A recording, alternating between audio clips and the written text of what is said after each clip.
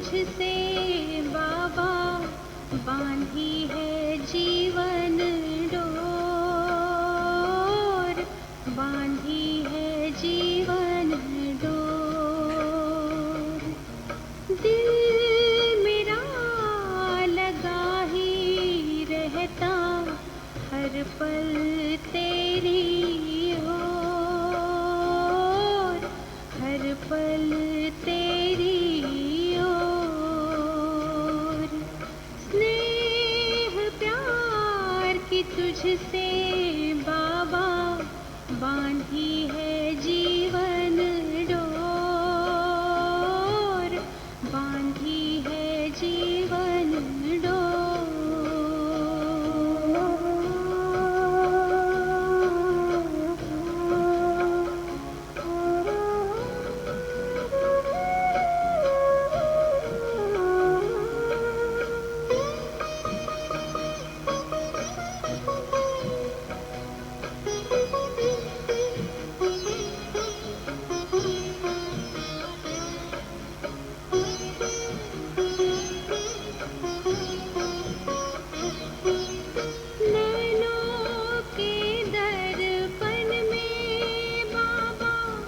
तुझको सदा ही देखूं,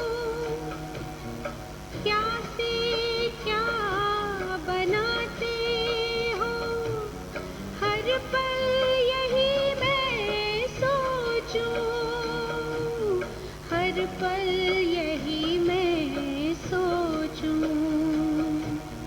मन आंगन में अब तो बाबा, मन आंगन में अब तो बाबा, खुशियों के नाचे मोर, खुशियों के नाचे मोर।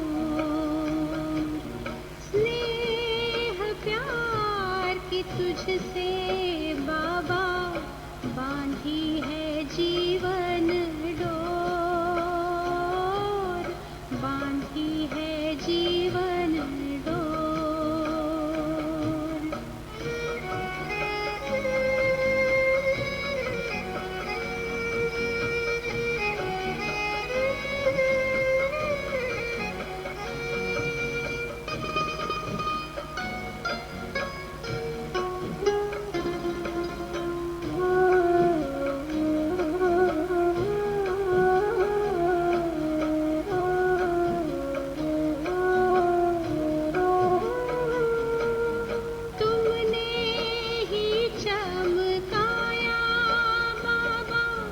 तकदीर का ये सितारा, नाज करूं मैं भाग्य पे अपने, पाके तेरा सहारा, पाके तेरा सहारा। तेरी निगाहों में हमने देखी, तेरी निगाहों में हमने देखी स्वर्णिम युग की भोर, स्वर्णिम युग की भोर।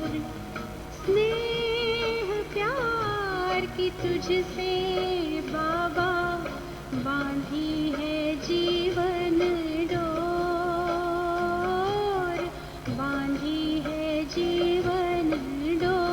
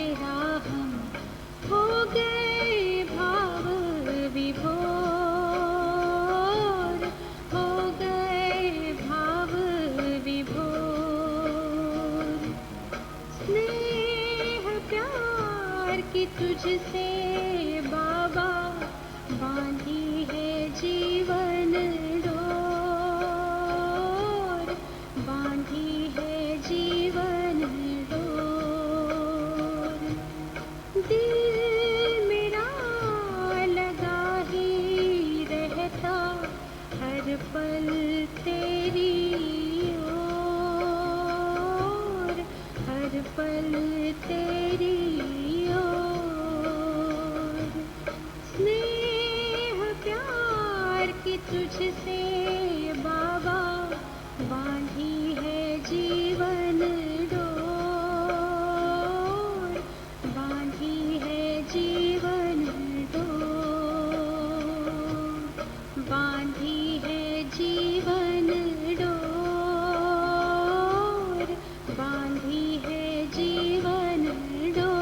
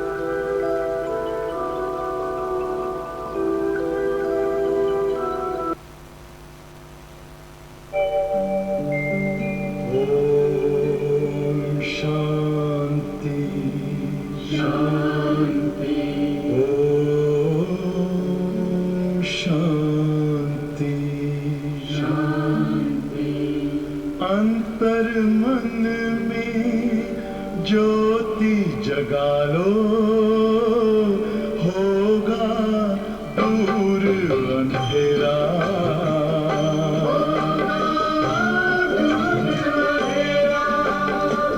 शिव का कर लो ध्यान, आ रहा पावन पुण्य सवेरा।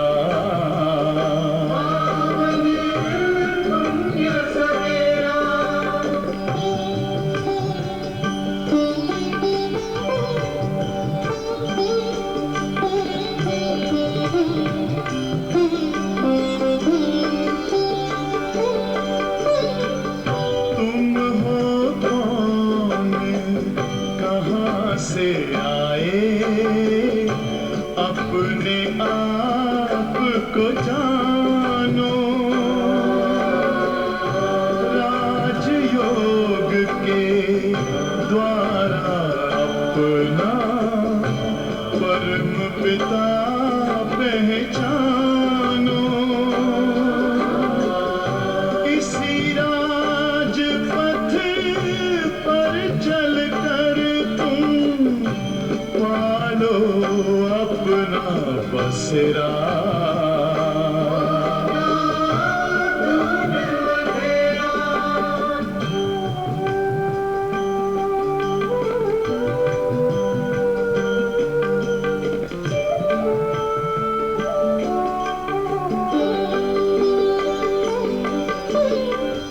तुम हो आत्मा तन से न्यारे, परमात्मा को प्यारे। दिव्य गुणों को धारण करके योगी बनो दुलारे। ज्योति बिंदु ही तोड़ेगा ये माया मोह का घेरा।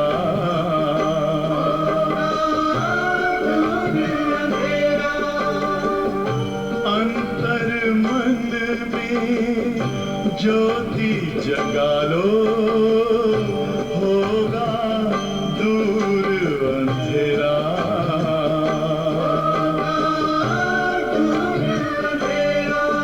ओम शांति, ओम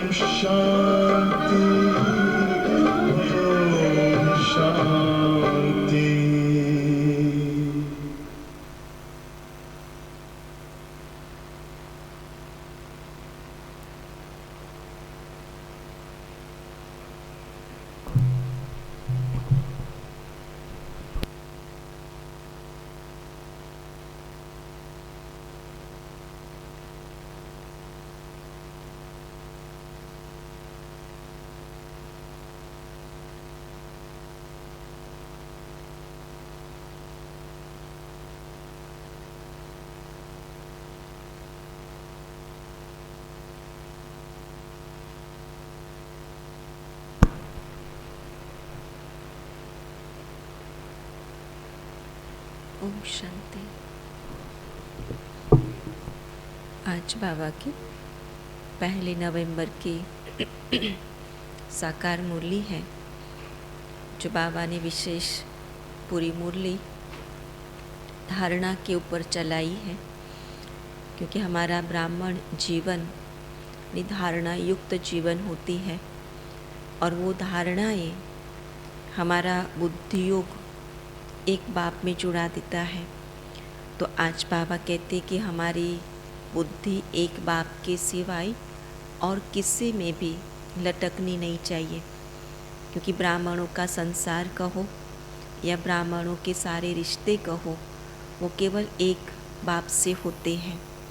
अगर कहीं और बुद्धि जाती है, देहधारियों में जाती है, कोई चीज़ वस्तु में जाती है, तो ब्राह्मण बनने के बाद उस ब्राह्मण को बाप से ज़्यादा प्रिय चीज़ फिर वो हो जाती है, क्योंकि बुद्धि वहाँ जाते कि जो सबसे प्रिय उसको लगता हो, जो सबसे अच्छा लगता हो, जिससे वो प्रभावित होते हो। तो इसलिए बाबा कहते कि ब्राह्मण बनने के बाद बुद्धि एक बाप के प्रभाव के सिवाय और किसी भी देहधारी में प्रभावित न हो। उसके लिए आज बाबा ने बहुत सारी धारणा की भी बातें सुनाई है, क्योंकि जीवन ब्राह्मण जीवन वो सात्विक जीवन होता है, बड़ा शुद्ध जीवन होता है, और उस जीवन को श्रेष्ठ बनाने के लिए कुछ परहेज का होना भी बहुत आवश्यक होता है। तो उसमें खान पान, रहन सहन, हमारा संग दोष और कैसे हमारा एक दूसरों के साथ का व्यवहार और हमारे कर्म के ऊपर विशेष अटेंशन देना होता है। तो उन सारी बातों को लेकर के बाबा ने आज पूरी मुरली धारणा के ऊपर सुनाई है। तो बाबा आज कहते, मीठे बच्चे, अपनी बुद्धि किसी भी देहधारी में, अपनी बुद्धि किसी भी देहधारी में नहीं लटकानी है। एक विदेही बाप को याद करना है और दूसरों को भी बाप की ही याद दिलाना है।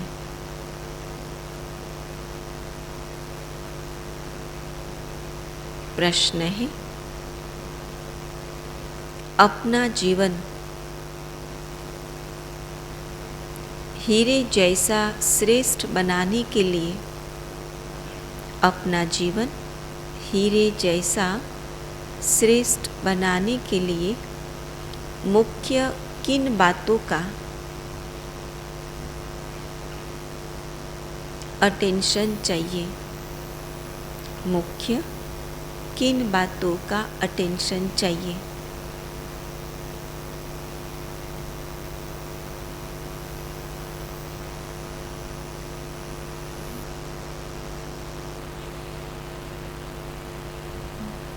कौन सी बातों पर विशेष हमें अटेंशन देना है? पढ़ाई अच्छी रीति पढ़ना है तो पढ़ाई पर अटेंशन देना है, और निश्चय बुद्धि हो, हमारी कोई भी बात में या व्यर्थ या नेगेटिव बातें सुनकर के संशय बुद्धि न बने, तो उस पर विशेष ध्यान देना है। पवित्रता की धारणा रखनी है, कमी कमजोरियों को निकालना है, तो किसी की कमी को नहीं देखना है।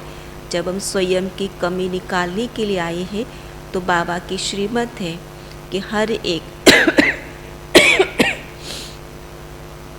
एक आत्मा की विशेषता को देखें, उनके गुण को देखें। अगर कमज़ोरी को देखते जाएंगे तो स्वयं ही और कमज़ोर बनते जाएंगे, वो कमज़ोरी स्वयं में आती जाएंगे। इसलिए उस पर विशेष अटेंशन देना है और किसी को दुख नहीं देना है। आज बाबा ने 5 बातें सुनाई है। सबसे पहला है, भोजन बहुत योग युक्त होकर, भोजन बहुत योग युक्त होकर बनाना और खाना है।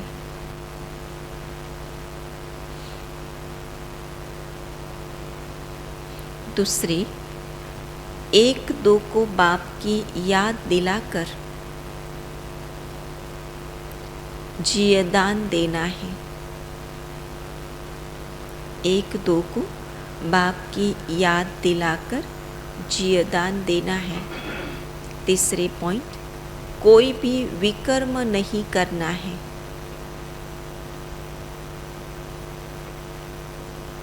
चार, फालतू बात करने वालों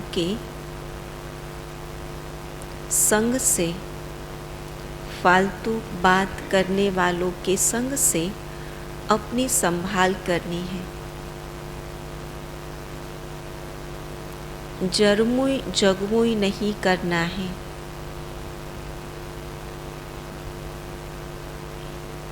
पांचवी पॉइंट है, किसी भी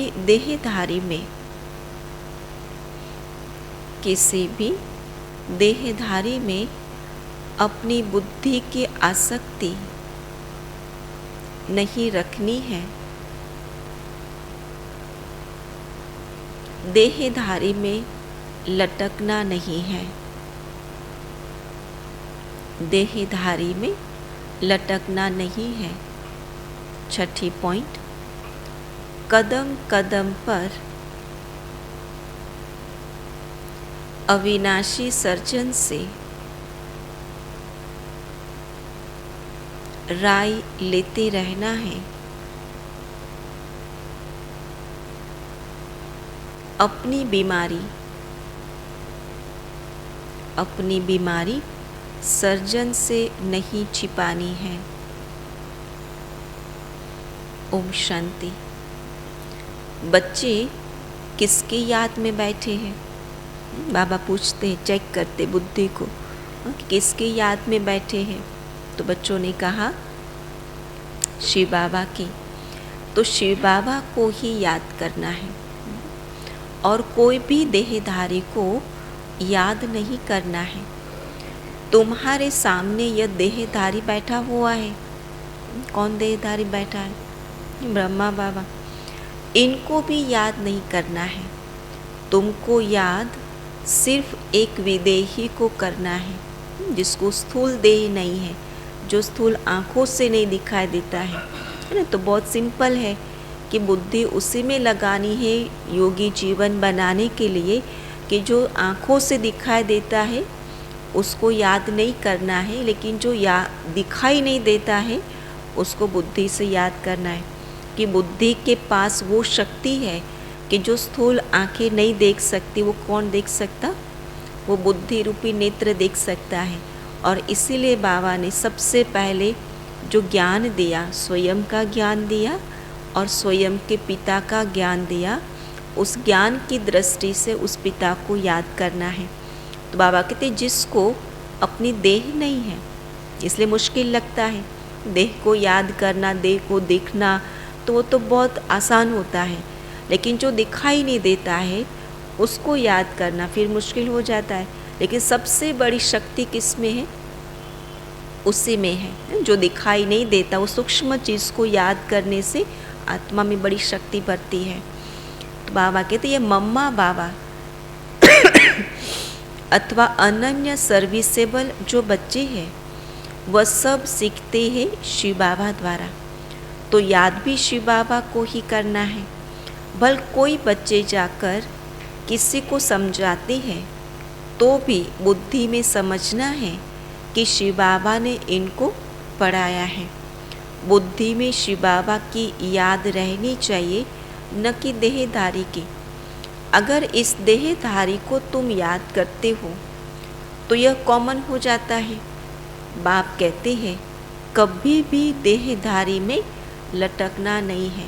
बार बार उसी की याद खींचे कोई देहधारी संबंधी की, तो बाबा कहते बुद्धि फिर उसमें लटक गई तो बुद्धि मलिन हो जाएंगे, अशुद्ध हो जाएंगे। तुमको याद एक को करना है जो सभी को सद्गति देने वाला है। अगर इस साकार को याद किया तो वह याद निष्फल है।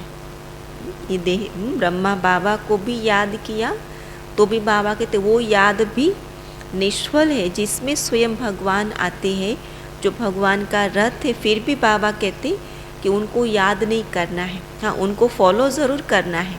जब शिव बाबा ने श्रीमत दी, सबसे पहले ब्रह्मा बाबा ने उस श्रीमत को अपनाया, धारण किया और नंबर 1 बने, तो उनको फॉलो ज़रूर करें, लेकिन याद शिव बाबा को करना है। जैसे लौकिक बाप को बच्चे याद करते हैं, उनसे कोई फ़ायदा नहीं होता। कोई ब्राह्मणी को याद किया कि हमको फलानी ब्राह्मणी पढ़ावे, तो बाबा कहते निष्फल, तो निष्फल हुआ। कोई की भी याद नहीं रहनी चाहिए। हमको शिव बाबा पढ़ा रहे हैं, कल्याणकारी शिव बाबा है। कल्याण किस में है? एक शिव बाबा की याद में। देहधारी पर कभी बलिहार नहीं जाना है। यह बाबा भी तुमको कहते हैं मन मना भव। देहधारी को याद किया तो दुर्गति को पाएंगे। बाप जानते हैं कोई कोई की ब्राह्मणी के साथ बुद्धि जुट जाती है, यह रॉन्ग है। ज्ञान की दृष्टि से बाबा कहते यह रॉन्ग है। रिस्पेक्ट रखना, सम्मान रखना वो बात अलग होती है, लेकिन उनसे बुद्धियोग जुट जाना वो फिर रॉन्ग हो जाता है, विकर्म बना देता है। बाबा कहते देहधारी में आसक्ति नहीं होनी चाहिए।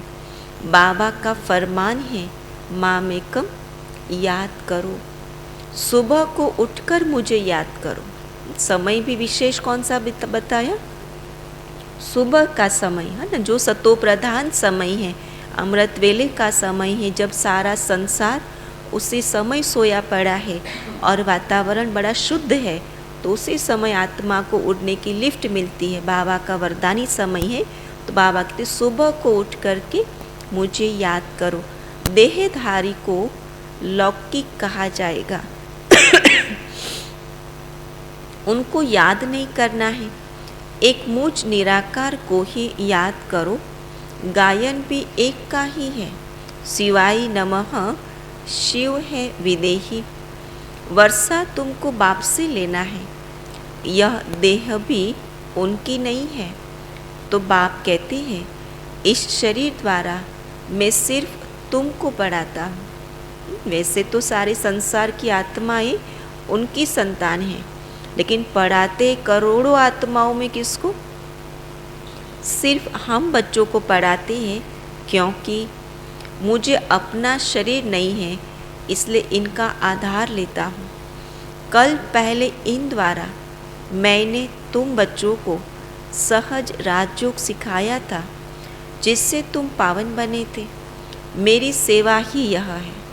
कौन सी सेवा करते? दुनिया में तो लोग बहुत सारी सेवाएं अनेक प्रकार की करते हैं, लेकिन जो बाप सेवा करता वो संसार में कोई नहीं करता, और वो है आत्मा को पावन बनाने की सेवा।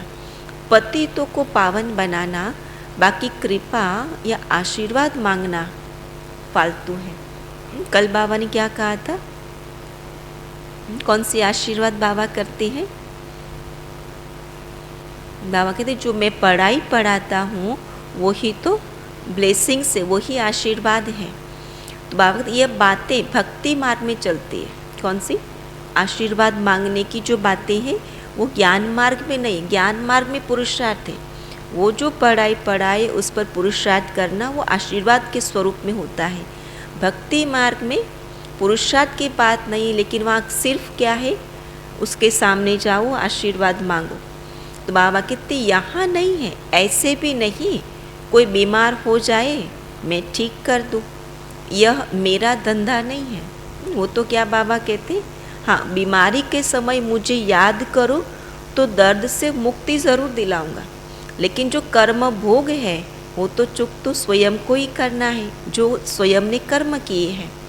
तो बाबा कहते पुकारते हैं हम पतितों को आकर पावन बनाए, दुर्गति से सद्गति में ले चलो। गाते हैं परंतु अर्थ नहीं जानते।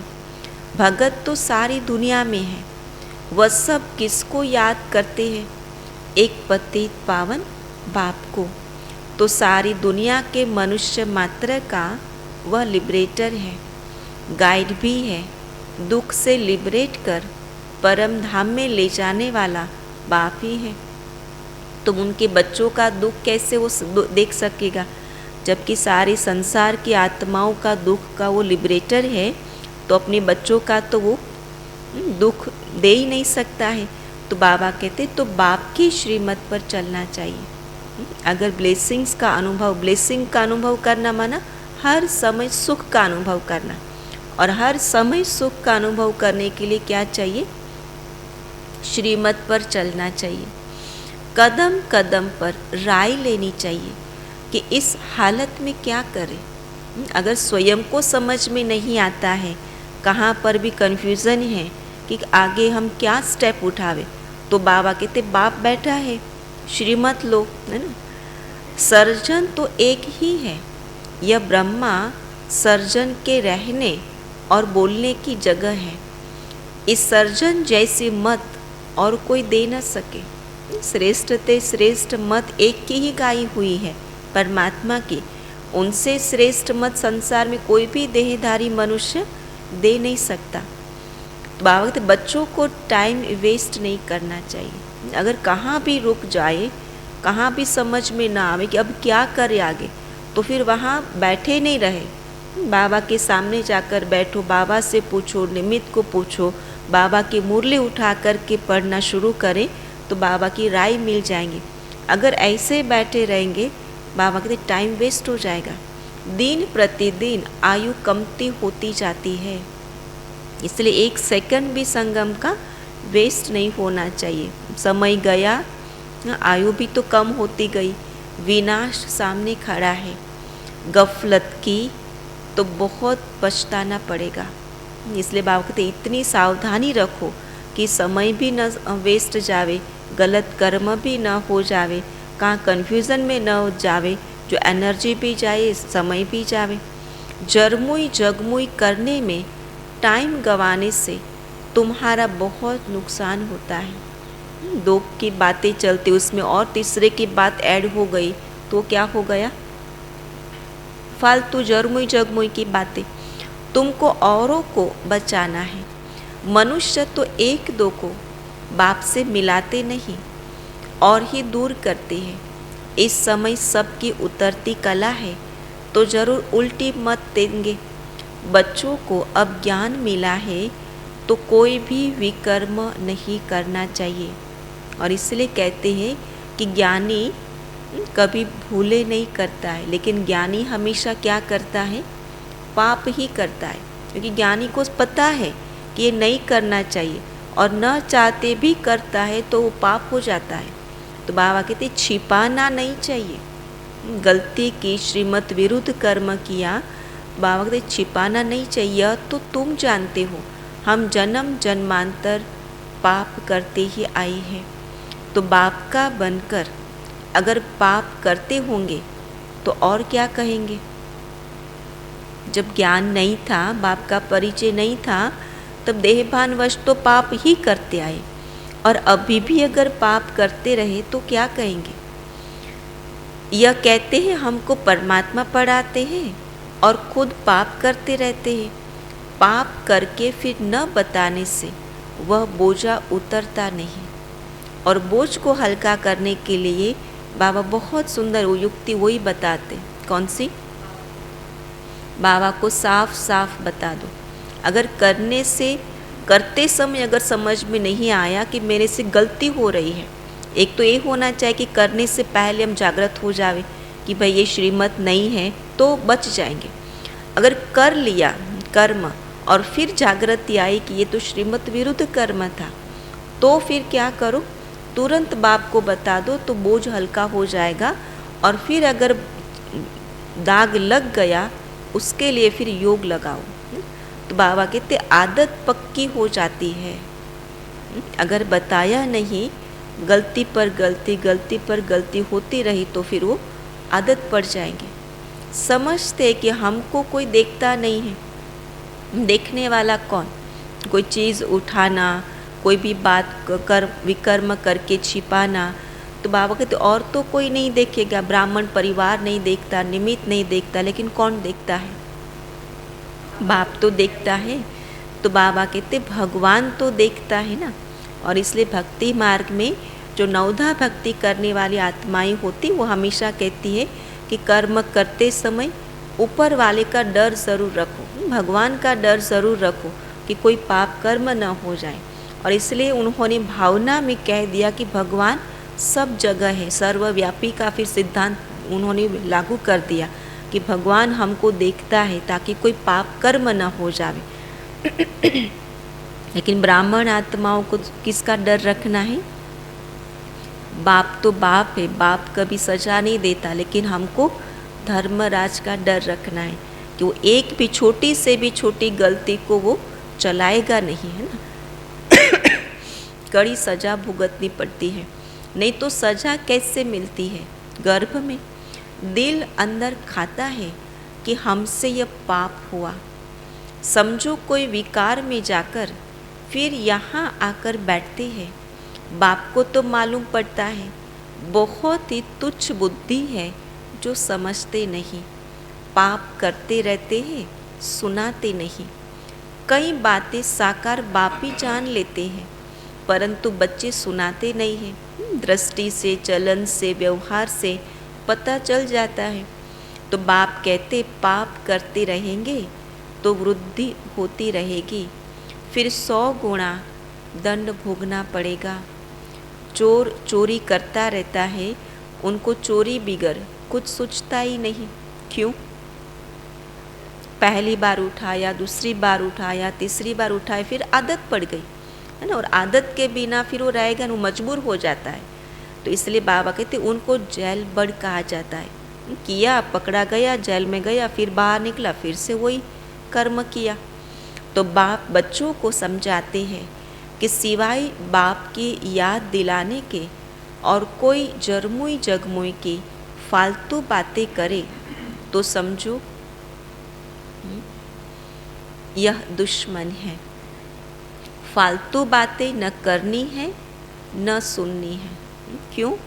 कि उसका सीधा हमारी अवस्था के ऊपर प्रभाव पड़ता है। और इसलिए संगम युग में जो महत्वपूर्ण है वो क्या है? हमारी अवस्था, हमारा योग। इसलिए बाबा कहते उसको दुश्मन समझो, न हमें सुनना है और न किसी को सुनाना है। एक दो को सावधानी देते रहो कि शिव बाबा को याद करो। अगर कोई सुनावे भी ना तो भी क्या कहो कि भाई छोड़ो, ये बातें फालतू बातें हैं जिसमें हमें कुछ भी नहीं मिलने वाला है। कल्याण है तो एक बाबा की याद में। कोई को फिर गुस्सा भी लगता है कि फलाना मुझे क्यों नहीं कहता है, परंतु तुम्हारा फर्ज है याद दिलाना। याद से विकर्म विनाश होंगे। जब तक कर्मातीत अवस्था नहीं आई है तो मनसा वाचा कर्मणा कुछ न कुछ भूले तो होती रहती है। कर्मातीत अवस्था पिछाड़ी में आएगी, सो भी थोड़े पास विथ ऑनर होंगे। जो सर्विस नहीं करते उनकी यह अवस्था आएगी नहीं। सर्विस पर जो रहते हैं वह एक दो को याद कराते रहते हैं। परमपिता परमात्मा के साथ तुम्हारा क्या संबंध है? तो बाबा अपना मिसाल बताते हैं कि मैं भी भोजन पर बैठता हूँ, स्नान करता हूँ, तो मुझे भी याद दिलाओ कि शिव बाबा को याद करो। भल खुद याद न भी करे, परंतु बाबा का डायरेक्शन है, अमल में लाना चाहिए। कौन सा? बाबा की याद दिलाने का। अगर अपना कल्याण करना चाहते हो तो याद दिलाओ एक दो को। ब्रह्मा भोजन की बहुत महिमा है। खास कौन से समय पर याद दिलाओ? भोजन के टाइम पर, क्योंकि वो डाइनिंग टेबल वो एक कॉन्फ्रेंस टेबल बन जाता है उस समय कि भोजन करते समय ही सारी बातें याद आती और एक दूसरों को ही फिर बातों बातों में फिर भोजन करते रहते। तो इसलिए बाबा कहते उस समय खास याद दिलाओ शिव बाबा की। भोजन बनाने वाले ब्राह्मणों का योग ठीक चाहिए, तब तो भोजन में ताकत आएगी। याद से ही तुमको जीवदान मिलता है।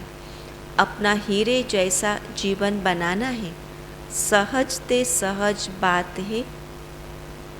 ज्ञान मार्ग में सहज ते सहज बात है।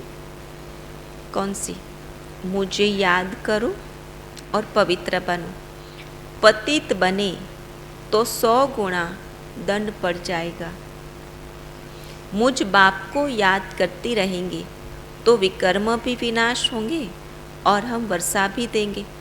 थोड़ा याद करेंगे तो वर्षा भी थोड़ा मिलेगा। ये हिसाब है सीधा, जितने के साथ उतने का, जितना किया उतना मिलेगा, जैसा किया वैसा मिलेगा।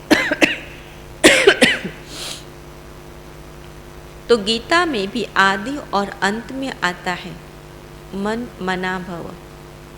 कोई भी देहधारी की याद नहीं आनी चाहिए। शिव बाबा को याद करेंगे तो तुम्हारा कल्याण होगा, पाप दग्ध होंगे। गंगा में स्नान करने से कोई पाप विनाश नहीं होते हैं। बल कहते हैं भावना है, परंतु भावना ही रॉन्ग है। पानी कैसे आत्मा के विकर्म को शुद्ध करेंगे? पानी तो शरीर को साफ करेगी, तो आत्मा के विकर्म दग्ध होंगे पतित पावन परमात्मा को याद करने से। गंगा पतित पावनी नहीं है, पतित पावन एक पाप है। कोई भी स्थूल चीज को तुम्हें याद नहीं करना है। स्थूल चीज को यूज करना जरूर है, लेकिन वो यूज करने के बाद उसको याद नहीं करना है। सुख भोजन खाना ज़रूर है, कोई भी चीज़ की मना नहीं है, लेकिन खाने के बाद उस चीज़ का टेस्ट याद नहीं आना चाहिए। अगर याद आया वो टेस्ट तो फिर वो ब्रह्मा भोजन नहीं कहलाएगा, है ना। तो बाबा कहते एक शिव बाबा को ही याद करना है। आत्मा कहती है गॉड फादर, हे परम पिता परमात्मा। बाप कहते हैं मैं आया हूँ तुमको बिल्कुल सहज उपाय बताता हूँ कि मुझे याद करो। सिंपल उपाय है। अंत में मेरी याद रहेगी तो तुम मेरे पास चले आएंगे। जीव और आत्मा है ना, किसका जीवन है? जीव और आत्मा। अकेला शरीर होगा तो भी उसको जीवन नहीं कहेंगे, अकेली आत्मा होगी तो भी जीवन नहीं कहेंगे। तो जीवात्मा माना जीव शरीर प्लस आत्मा। मनुष्य आत्मा को पाप आत्मा, पुण्य आत्मा कहा जाता है। पुण्य परमात्मा नहीं कहा जाता है। आत्मा ही पतित बनती है तो फिर शरीर भी पतित मिलता है। तो बाप आत्माओं से बात करते हैं। आत्मा अविनाशी है, बाप बच्चे दोनों अविनाशी है। तो बाप कहते लाडले सिकिलधे बच्चों, मैं एक ही बार आकर तुमको पावन बनाता हूँ, तुमको आत्म अभिमानी बनाई कहता हूँ। फिर बाबा वरदान देते हैं। पहले पुरुषार्थ कराते आत्म अभिमानी बनो, फिर कहते अशरीरी भव। मुझ बाप को याद करो, बस यह है आत्मा की यात्रा। सबसे ऊंची यात्रा यही है, अशरीरी भव हो करके एक बाप को याद करना। यह आत्मा की यात्रा, जिस यात्रा में पुण्य कमाते हैं, जिस आत्मा में आत्मा पावन बन जाती यात्रा में। तो बाबा कहते वह होती शारीरिक यात्रा। यहाँ तो तुम जानते हो कि आत्माओं को अब वापिस जाना है। योग अग्नि से ही तुम्हारे जन्म जन्मांतर के पाप कटेंगे। तुम्हें ब्राह्मण बनना है। क्या बनना है? 3 कैटेगरी होती है।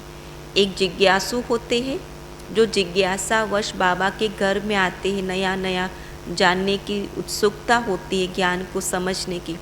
और उसके बाद फिर स्टूडेंट बनते हैं, और स्टूडेंट के बाद जब वो धारणा पर निश्चय बुद्धि होकर के पक्का चलना शुरू कर देते तो फिर वो ब्राह्मण कहलाते। तो बाबा कहते कि पक्का धारणा युक्त ब्राह्मण बनना है।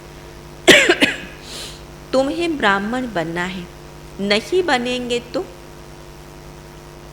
प्रजा में हल्का पद पाएंगे। कुछ न कुछ सुनते हैं तो उसका विनाश नहीं होगा। जो अच्छी तरह पढ़ेंगे पढ़ाएंगे वही ऊंच पद पाएंगे। सहजते सहज बात है। आज कितनी बार बाबा ने कहा कि सहजते सहज बात है, याद की। परम पिता परमात्मा को याद करना है। ऊंचते ऊंच एक ही भगवान है, इसलिए गीत भी शिव बाबा का ही गाने से ठीक है। और हम कौन सा गीत गाते पूरे दिन में? हमारे ही जो नई प्राप्ति हुई ना, उसी का ही गीत गाते कि मेरे को ये नहीं मिला, मेरे को वो नहीं मिला, है ना, उसको वो दिया, मेरे को ये नहीं दिया। लेकिन बाबा कहते गीत गाओ, तो क्या गीत गाओ? 2 दिन पहले बाबा ने कहा था कि अपनी तकदीर का गीत गाओ, और आज बाबा कहते गीत गाना है तो एक शिव बाबा की महिमा का गीत गाओ। तुम्हारी बुद्धि वहाँ रहनी चाहिए कि शिव बाबा हमको सुनाते हैं। अभी नाटक पूरा होता है, हम सब एक्टर्स को अब शरीर का भान छोड़ वापस कर जाना है। बाप को याद करने से विकर्म विनाश होंगे, फिर जितना याद करेंगे उतना ऊंच पद पाएंगे। जैसे एक पिलर बनाते हैं ना, जहाँ दौड़ी लगाए हाथ लगाते हैं, फिर जो पहले पहुँचे है ना, बचपन में वो खेल करते थे। तो तुम्हारा पिलर कौन सा है? शिव बाबा है। याद के यात्रा की दौड़ी है, जितना याद करेंगे उतना जल्दी पिलर तक पहुँचेंगे। फिर आना है स्वर्ग में, तो इस यात्रा में थकना नहीं है। अब तो दुख धाम खत्म हुआ, हमको तो सुख धाम शांति धाम में जाना है। आज दुख धाम है, कल क्या होगा? कल सुख धाम होगा। अब यही बाप की याद सबको दिलाओ। बाप ने हथेली पर बहिश्त लाया है, कहते हैं मामेकम याद करो तो बेड़ा पार हो जाएगा। टाइम वेस्ट मत करो फालतू बातों में, पास्ट की बातों की यादों में। बाबा कहते टाइम वेस्ट मत करो। भक्ति में भी बहुत जरमुई जगमुई की, क्या किया? शास्त्र में तो वही बातें थी। तो भक्ति में कितनी रडियाँ मारते हैं कि भगवान हमारी सद्गति करने आओ। अब बाप आए हैं, समझाते हैं बच्चे पवित्र बनो, फल युगल इकट्ठे रहो। देखो आग तो नहीं लगती है, आग लगी तो पद भ्रष्ट हो पड़ेगा। एक बार आग लगी तो फिर लगती रहेगी, इसलिए अपने को संभालना भी है। योग में रहने की बड़ी प्रैक्टिस चाहिए। क्या हो? प्रैक्टिस। इसलिए बाबा जितना टाइम मिले उतना समय क्या करो? अभ्यास करो स्वयं को देखने का, स्वयं की आत्मा को देखने का। योग में भल कितना भी आवाज़ हो, अर्थक्वेक हो, बॉम्ब गिरे, देखे क्या होता है। इन बातों से डरना नहीं है। योग में अवस्था ऐसी अचल अडोल हो कि संसार की सिचुएशन कितनी भी हलचल वाली आ जावे, लेकिन अवस्था में कोई हलचल ना हो। यह तो जानते ही है कि रक्त की नदियाँ भारत में ही बहनी है। पार्टीशन में रक्त की नदियाँ बही ना, अजून तो बहुत आफतें आनी है। और अभी तो छोटी छोटी बातों में अवस्था हिल जाती है ना। तो बाबा कहते तो बहुत बड़ी बड़ी आफतें आएगी तो क्या होगा? तुमको देखना है मिरुआ मौत मलू का शिकार। तुम फरिश्ते बन रहे हो, जो अच्छे सर्विसेबल होंगे वही उस समय ठहर सकेंगे। इसमें बहुत मजबूती चाहिए। कौन सी मजबूती? एक को पक्का निश्चय चाहिए और अवस्था बड़ी अचल अडोल चाहिए। शिव बाबा को याद करना है। शिव बाबा जैसा मीठा बाप फिर कभी मिल नहीं सकता। 5000 साल में एक ही बार ऐसा मीठा बाप मिलता है। उनकी ही मत पर चलना है। मुख्य बात ही है पवित्र बनने की। पतित उनको कहा जाता जो विकार में जाते हैं। देवताएं है ही संपूर्ण निर्विकारी। यहाँ तो सब है विकारी। वह है शिवालय और यह है वैशालय। अविकारी से निर्विकारी बन स्वर्ग का राज्य भाग्य लेना है। तो बाप कहते हैं मैं पावन दुनिया स्थापन करने आया हूँ, तुमको मैं पावन दुनिया का मालिक बनाऊंगा, सिर्फ पवित्र बनने की मदद करो। कितना मांगते हैं? अपना जीवन बस पवित्र बना लो तो पावन दुनिया का मालिक बना देंगे। सबको बाप का निमंत्रण दो। 5000 वर्ष पहले भी जब मैंने गीता सुनाई थी तो कहा था मामेकम याद करो तो पावन बनेंगे। चक्र को फिराएंगे तो चक्रवर्ती राजा रानी बनेंगे। हेल्थ, वेल्थ और हैप्पीनेस मिलेगी। जीवन में क्या चाहिए? ये 3 ही चाहिए। हेल्थ अच्छी हो, संपत्ति भी हो और साथ में खुशी भी हो। और आज कलयुग की निशानी में क्या होता है? चाहिए तीनों, लेकिन एक लेने जाते तो दूसरा बिगड़ जाता है ना। वेल्थ के पीछे जाते तो हेल्थ बिगड़ जाती है, और हेल्थ को संभालने जाओ तो वेल्थ पे टाइम नहीं दे पाते हैं, और दोनों संभालने जाओ तो खुशी चली जाती है। तो इसलिए बाबा कहते हैं कि सतयुग में आपको तीनों ही प्राप्त होता है। सतयुग में सब कुछ था ना। बाप कहते मेरे को याद करो तो कभी 21 जन्म रोगी नहीं बनेंगे। स्वदर्शन चक्र फिराते रहेंगे तो तुम चक्रवर्ती राजा बनेंगे। मैं प्रतिज्ञा करता हूँ।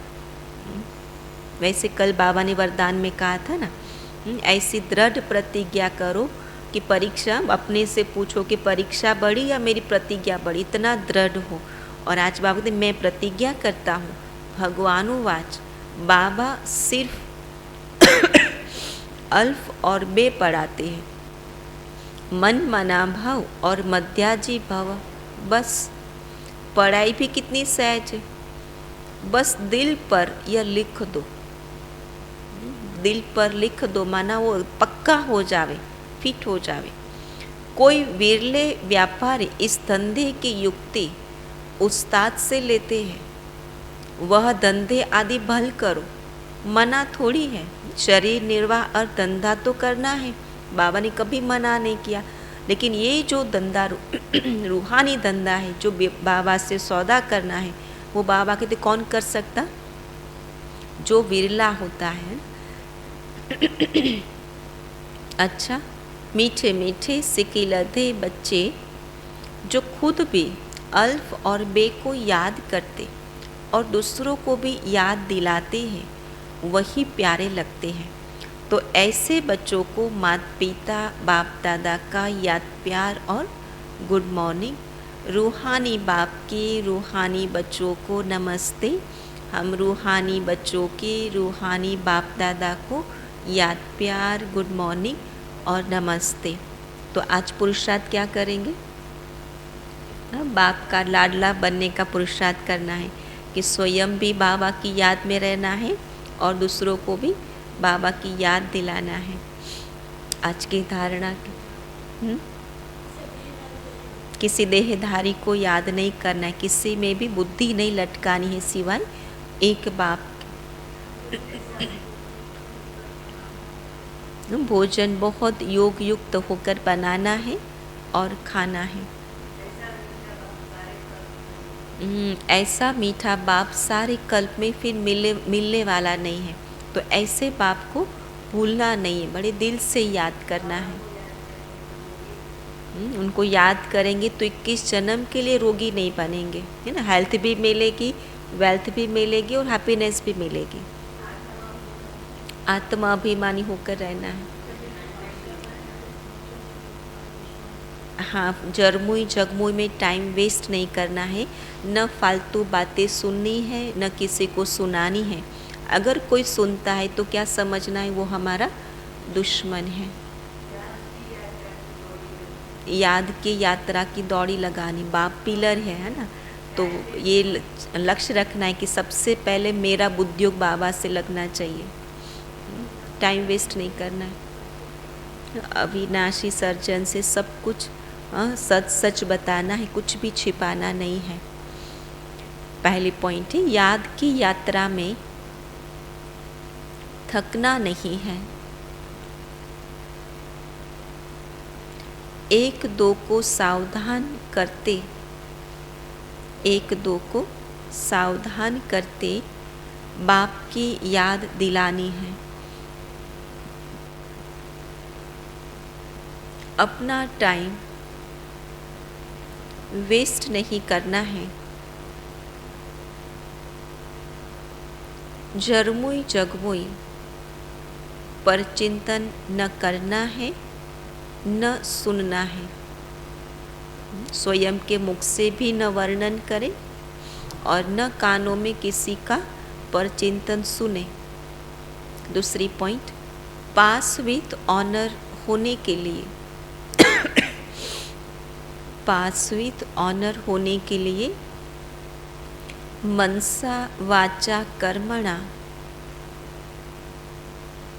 कोई भी भूल नहीं करनी है।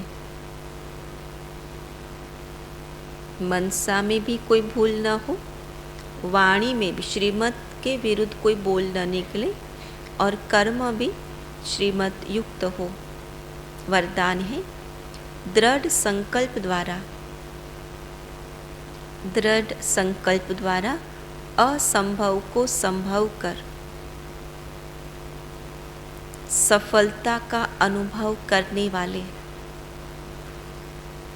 निश्चित विजयी भव।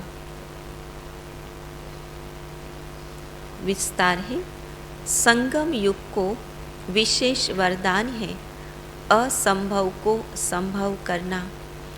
इसलिए कभी यह नहीं सोचो कि यह कैसे होगा, कैसे के बजाय सोचो कि ऐसे होगा। निश्चय रखकर चलो कि यह हुआ ही पड़ा है। कोई भी कार्य करने जाते हैं तो करने से पहले क्या संकल्प में आवे कि ये कार्य हुआ ही पड़ा है। सिर्फ प्रैक्टिकल में लाना है कि पहली बार तो नहीं कर रहे, हर कल्प करते आए हैं और वो कार्य किया हुआ है। इस बारी बाबा कहते हैं, इस कल्प में मैं केवल निमित्त हूँ कर्म करने के लिए। रिपीट करना है। दृढ़ संकल्प करो, दृढ़ संकल्प को यूज़ करो। संकल्प में भी क्या, क्योंकि हलचल न हो तो विजय निश्चित है ही। दृढ़ संकल्प यूज़ करना अर्थात सहज सफलता प्राप्त कर लेना।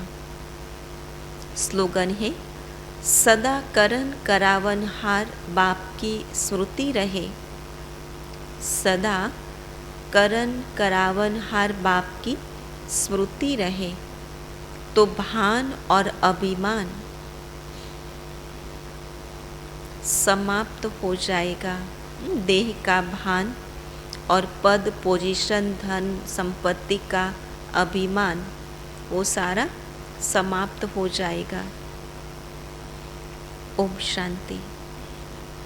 आज का स्वमान है, मैं आत्मा दृढ़ संकल्पधारी हूँ।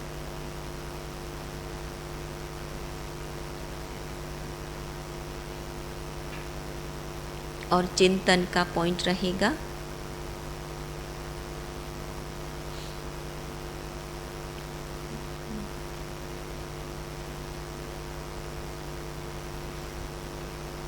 वापिस घर जाने की तैयारी क्या करें, क्या क्या तैयारी करेंगे वापस घर जाने की, क्या क्या समेटना है। क्योंकि ड्रामा पूरा हुआ, अब वापस घर जाना है। ओम शांति।